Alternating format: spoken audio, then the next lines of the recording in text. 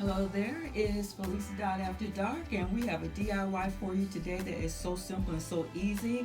And first of all, I want you to know that I got this idea from Home Goods, and if you've been in Home Goods lately, you've seen this round lamp that looks like feathers, and I think it's about $49.99.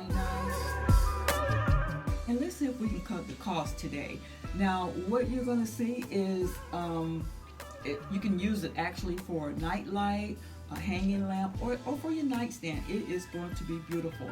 I used an 8-inch lantern. You can use something smaller if you would like because it's going to be big.